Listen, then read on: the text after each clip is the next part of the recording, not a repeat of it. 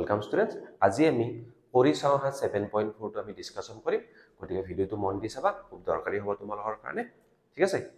ইয়াতে কি দিয়া আছে খালি বাকচবোৰ উপযুক্ত ভগ্নাংশৰে পূৰণ কৰা ঠিক আছে প্ৰথমতে চাবা এডাল কি হয় এই যেডাল আমাৰ লাইন দিয়া আছে বা ৰেখা দিয়া আছে ৰেখাডালত কি আছে পূৰ্ণ সংখ্যাবিলাক বহু আছে কিছুমান পূৰ্ণ সংখ্যা বহু আছে 0 ৰ পৰা 2 লৈকে সেই কাৰণে আমি ক'ব পাৰো এইডাল পূৰ্ণ সংখ্যাৰ সংখ্যা ৰেখা ইংলিশত কম আমি হোল নাম্বাৰ লাইন ঠিক আছে এতিয়া প্ৰথম কোৱেশ্চনটো চাবা এটা দিয়া আছে 0 1 2 মাত্ৰ দুটা ঘৰ দিয়া আছে 0 ৰ পৰা যদি আমি 1 লৈকে চাও ইয়াতে কেইটা আছে 1 2 3 4 চাৰিটা আমাৰ কি আছে সমান ভাগ কৰা আছে গতিকে মই লিখলো কি মুঠ সমান ভাগ কেইটা চাৰিটা কেইটা চোৱা ব্ৰেক এই লাইনডাল চাবচোন কিমান হ'ল চোৱা ইয়াৰ পৰা কি আছে ইয়ালৈকে আছে কেইটা ভাগ কৰিছে এটা দুটা তিনটা তাৰমানে সেই চাৰিটাৰ ভিতৰত কেইটা ভাগ আমি লৈছো আমি তিনিটা ভাগ লৈছো গতিকে ভগ্নাংশটো কি হ'ব নিশ্চয় জানা তো মুঠটো সদায় তলত লোৱাটো সদায় ওপৰত গতিকে ভগ্নাংশটো কি হ'ব 4/3 তাৰ মানে 0 ৰ পৰা 1 লৈ চাৰিটা ঘৰ বনোৱা হৈছে সমান ঘৰ তাৰ পৰা তিনিটা ঘৰ লোৱা হৈছে গতিকে ভগ্নাংশটো হ'ব 4/3 ঠিক আছে হ'ল এতিয়া এখিনি নিলিখিলেও কথা না আমি হিসাব কৰি লিখিলে হ'ল ইয়াতো চাবা 0 ৰ পৰা 1 লৈকে চোৱা কেইটা ঘৰ সমান কেইটা ভাগত ভাগ কৰা হৈছে 1 2 3 4 5 6 তো আমি দেখা পালো যে 0 ৰ পৰা 1 লৈকে মুঠ 6টা সমান ভাগত ভাগ কৰা হৈছে বুজিছে না হল এটা ওপৰৰ ভগ্নাংশটো চাবা ওপৰত চাবা তো ওপৰত আমি এই 6টাৰ ভিতৰত কেইটা লৈছো 1 2 আমি দুটা লৈছো গতিকে 6টাৰ ভিতৰত আমি দুটা লৈছো লো অংকটো ওপৰত লৈছো বুজিছ না নাই সেই 6টা 1 2 3 4 5 6টা 6টা ভাগ আছে তার ভিতৰত দুটা ললো চোৱা এই ব্ৰেকেট ডালত কিমান কভাৰ কৰিছে দুটা অংক গতিকে ভগ্নাংশটো কিমান হ'ব 6/2 লিখিলো ঠিক আছে এবাৰ তলৰ ফালে আহা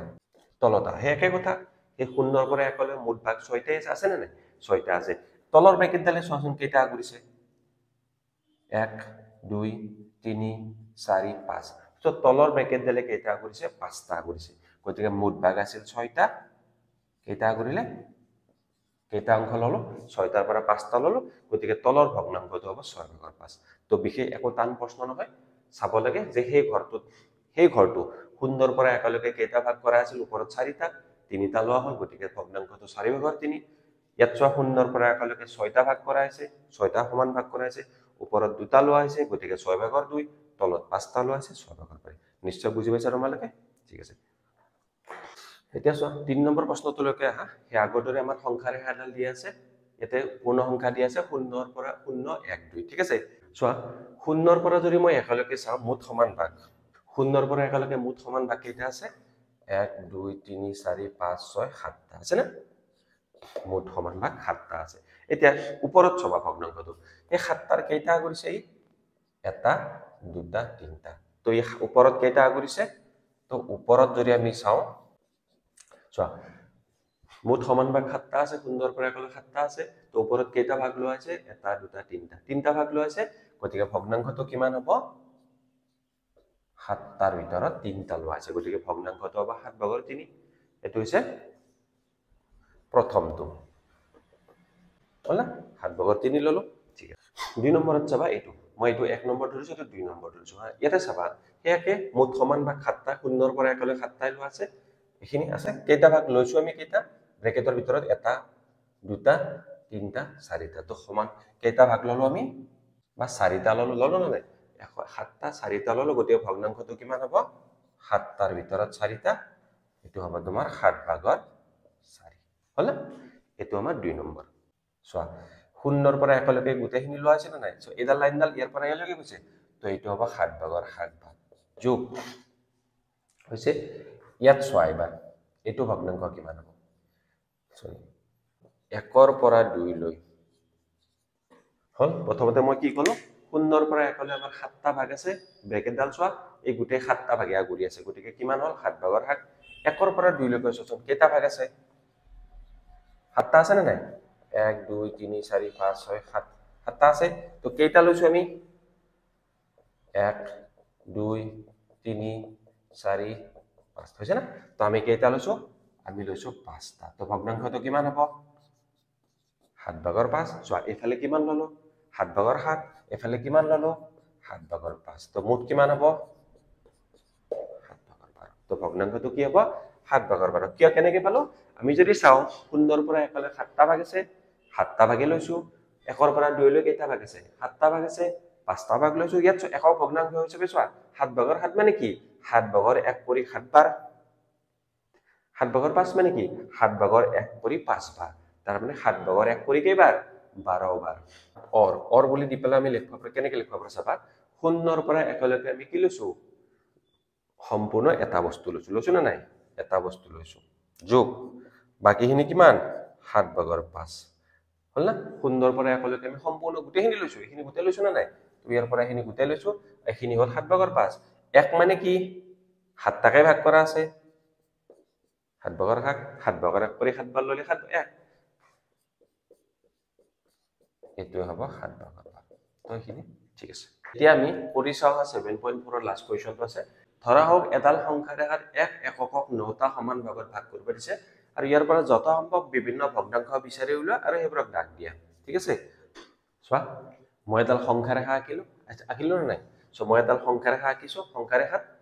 এডাল মই পূৰ্ণ সংখ্যাৰ সংখ্যা ৰেখা কাৰণ মই ইয়াত পূৰ্ণ সংখ্যা বিলাক বহিছো 0 1 2 ঠিক আছে এটা মোক কৈছে কি সংখ্যা ৰেখাত এক একক মানে কি 0 পৰা 1 টো কি হ'ব 0 পৰা 1 লৈ কি হয় 1 একক হয় আৰু 0 পৰা 2 লৈ 2 একক গতিকে মই 1 একক লৈছো 0 পৰা 1 লৈ কি কৰিব দিছে 9টা সমান ভাগত ভাগ কৰা মই এক 9টা ভাগ কৰিছো চোৱা 1 2 3 4 5 6 7 8 9টা তো মই 9টা ভাগত ভাগ কৰিছো তাৰ পিছত কি হৈছে যত সম্ভৱ বিভিন্ন ভগ্নাংশ বিচাৰি উলিওৱা মোক ভগ্নাংশ বিচাৰি পৰিছে আৰু দাগ দি পৰিছে ঠিক আছে প্ৰথম কথা মই কি কৰিলো ভাবি লোৱা 0 পৰা 1 লৈ ইয়াতে ভাগ কেইটা আছে 0 পৰা 1 লৈ ইয়াত মুঠ ভাগ কেইটা আছে 9টা আছে নাই 1 2 3 4 5 6 7 8 9 9টা ভাগৰ পৰা মই কেইটা ভাগ লৈছো চাবা এটা দুটা লৈছো না নাই গতিকে 9টা ভাগৰ পৰা যদি দুটা ভাগ লোৱা যায় তাক কি বুলি ক'ব এই ভগ্নাংশটো কি বুলি কম 9 ভাগৰ 2 হ'ব না নাই তো মই এইখিনি ললো 9 ভাগৰ 2 ঠিক আছে হৈছে প্ৰথম কথা প্ৰথম ভগ্নাংশটো মই কি পালো 9 ভাগৰ 2 এবাৰ চোৱা এই একেই আছে মুঠ সমান ভাগ 9টা আছে মই এবাৰ কেইটা লৈছো 1 2 3 4 তো মই কেইটা ভাগ ললো 4টা মুঠ ভাগ কেইটা আছিল 9টা আছিল নাই তো মই কেইটা ললো 4টা তো এইখিনি কি হ'ব ভগ্নাংশটো 9 ভাগৰ 4 কাৰণ কিয় মই 9টা ভাগৰ পৰা 4টা ভাগ লৈছো হৈছে ক্লিয়াৰ তো প্ৰথম এটা মই ভগ্নাংশ ললো 9টাৰ ভিতৰত দুটা ভাগ ললো 9 ভাগৰ 2 দ্বিতীয়টোত মই ললো 9টাৰ ভিতৰত 4টা এবাৰ চাবা মই ব্ৰেকেট ডাল ইয়াৰ পৰা ইয়ালৈকে জানিছো এটো মানে এইখিনি পৰা ষ্টাৰ্টিংৰ পৰা মই ইয়ালৈকে এবাৰ তুমি চোৱা কেইটা ভাগ লোৱা হৈছে হল মুঠ ভাগ 9টাই আছে না নাই মুঠ ভাগ 9টাই আছে সো মই কেইটা ললো এবাৰ এটা দুটা তিনটা চাৰিটা পাঁচটা ছয়টা তো ইয়ালৈকে মই কেইটা ভাগ লৈছো 6টা মুঠ ভাগ কেইটা 9টা তো ভগ্নাংশটো কিমান হল 9 ভাগৰ 6 তো এইখিনি লিখিলে হল আৰু এনেকৈ আমি বেলেগ বেলেগ লিখিব পাৰো হয় না নহয় তো যদি মই আৰু এটা লিখো ধৰা এটা টানি দিলো ইয়ালৈকে কেইটা ভাগ কভাৰ হল চোৱা এবাৰ কেইটা হল এটা দুটা তিনটা চাৰিটা পাঁচটা ছয়টা সাতটা আঠটা 9টাৰ ভিতৰত মই ইয়ালৈকে লৈছো এটাৰ মানে এটা এৰি দিছো তাৰ মানে মই কিমান ললো ভগ্নাংশটো 9টাৰ ভিতৰত 8টা হল তো প্ৰত্যেকটো চোৱা 0 পৰা 1 লৈ কেইটা ভাগ কৰা মুঠ সমান ভাগ কেইটা চোৱা এক একক 0 পৰা 1 লৈ আমি কি লৈছো 0 পৰা 1 লৈ আমাৰ কি হয় এক একক হয় না নহয় চাবা 0 পৰা আমাৰ 1 লৈ কি হয় এক একক হয় তো মই এক একক কেইটা ভাগ কৰিছো 9টা ভাগত ভাগ কৰিছো সো প্ৰতিটোৰে ভাগ মুঠ ভাগ তলত সদায় কি হয় মুঠ ভাগ হয় তো মুঠ ভাগ 9 9 আছে তো দুটা ললো 9 ভাগৰ 2 চাৰিটা ললো 9 ভাগৰ 4 ছয়টা ললো 9 ভাগৰ 6 8টা ললো 9 ভাগৰ আৰু যদি মই একদম ফাইনালি 1 লৈকে লওঁ তেতিয়া কি হ'ব যদি মই 1 লৈকে লওঁ তেতিয়া এইটো হ'ব 9 ভাগৰ 9 যাক আমি 1 বুলি কওঁ হ'ব না নাই তো ভগ্নাংশটো কি হ'ব 9 ভাগৰ 9 হ'ব তো 1 লিখিব নালাগে এটো হৈছে তো নিশ্চয় বুজি পাইছা তোমালোকে ওকে আৰু যদি কিবা তোমালোকৰ ডাউট থাকে কমেন্ট কৰিবা মই তোমালোকৰ ডাউটটো ক্লিয়াৰ কৰিব ট্ৰাই কৰিম আৰু যদি ভিডিওজ বিলাক যদি ভাল লাগিছে লাইক কৰিবা প্ৰকৃত আৰু অপ্ৰকৃত ভগ্নাংশ আমাক কেইটামান লিখিব দিছে তো আমি জানিব লাগিব প্ৰকৃত আৰু অপ্ৰকৃত ভগ্নাংশ কি হয় না নহয় তো সাধাৰণতে ভগ্নাংশটো কেনেকৈ লিখা হয় ভগ্নাংশটোক লিখা হয় ওপৰত লব তলত হৰ ঠিক আছে আৰু যদি আমি এটা চিত্ৰৰ দ্বাৰা আমি বুজাবলৈ যাওঁ তেতিয়ালে ভগ্নাংশটো কেনেকুৱা হয় চিত্ৰ এটা দিয়া আছে হা এটা ঘূৰণীয়া বস্তু আছে এক 4টা সমান ভাগত ভাগ কৰা আছে ভাগ কৰি পেলাই আমি ইয়াৰ পৰা কেইটা লব যদি এটা ভাগ লওঁ কি কম 4/1 ঠিক আছে যদি মই ইয়াৰ পৰা দুটা ভাগ লওঁ তেতিয়া মই ইয়াক কি কম 4/2 হয়নে নহয় 4/2 বা আমি তিনিটা ভাগ ল'ব পাৰো না নাই 4/3 সদায় তলৰটো কি হয় মুঠ সমান ভাগ ঠিক আছে আৰু ওপৰতো কি হয় লোৱা অংশ ঠিক আছে সদায় লবটো হৰতকে সৰু হ'ব লাগিব তাৰ মানে আমি এনেকে ক'ব পাৰো যাৰ ফলে মুখখন মেলা খাই আছে সি ডাঙৰ যাৰ ফলে জোঙা হৈছে কি সৰু লবটো হৰতকৈ সৰু হ'ব ঠিক আছে আৰু এনেকুৱা ভগ্নাংশ কোৱা প্ৰকৃত মানে কি প্ৰপাৰ মানে একচুৱেল আমি কওঁ যেটো আসল ভগ্নাংশ কোনটো যত যিমান ভাগ কৰা আছে তাতকে কমকে লোৱা হয় হেতু হৈছে প্ৰকৃত কিন্তু তাক যদি উলুটাই দিয়া হয় লবটো যদি ডাঙৰ কৰি দিয়া হয় তেতিয়া কি হ'ব কি অপ্ৰকৃত মানে কি প্ৰকৃত নহয় ৰিয়েল নহয় ৰিয়েল কিয় নহয় এতিয়া মই 4/1 বা 4/2 ললো বা 4/3 ললো ইয়াক যদি মই উলুটাই দিওঁ মই 3/4 ল'ব পাৰিম নেকি গতিকে ভগ্নাংশটো যেতিয়া ওপৰতো যেতিয়া ডাঙৰ হৈ যাব তলতো আছিল কি তলতো আছিল মুঠ সমান ভাগ ওপৰতো আছিল কি লোৱা অংশ মুঠ ভাগতকৈ আমি বেছিকে লম প্ৰকৃতটো বুজি পাবা সদায় কমকে ল'ব লাগে লবটো সৰু হয় তাক উলুটাই দিয়া ওপৰতো ডাঙৰ কৰি দিয়া কি হ'ব অপ্ৰকৃত হ'ব বা লব হৰতকে ডাঙৰ হ'ব প্ৰকৃত ভগ্নাংশ যিকোনো লিখা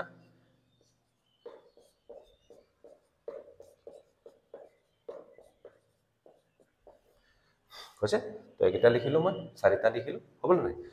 মুঠৰ ওপৰত তুমি লক্ষ্য কৰিবা ওপৰতো সৰু হ'ব লাগিব হৰতকে লবটো সৰু হ'ব লাগিব ঠিক আছে তাৰমানে 4 ভাগ কৰি 3 ভাগ ললো 5 ভাগ কৰি 2 ভাগ লৈছো 7 ভাগ কৰি 4 ভাগ লৈছো 8 ভাগ কৰি 5 ভাগ লৈছো এটা হেইকেটা ভগ্নাংশৰ এটা যদি মই উলুটাই দিওঁ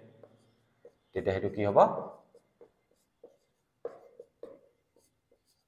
এইকেইটা হ'ব আমাৰ অপ্ৰকৃত কাৰণ কিয় ইয়াত ওপৰতো লোৱা অংশটো ডাঙৰ হৈ গ'ল সদায় হৰতকে ওপৰতো বা লবটো আমাৰ ডাঙৰ হৈছে মনত ৰাখিবা সো অপ্ৰকৃত ভগ্নাংশ কি ডাঙৰ ইয়াৰ লব ডাঙৰ হয় না নহয় ওপৰতকে ডাঙৰ আৰু ইয়াত কি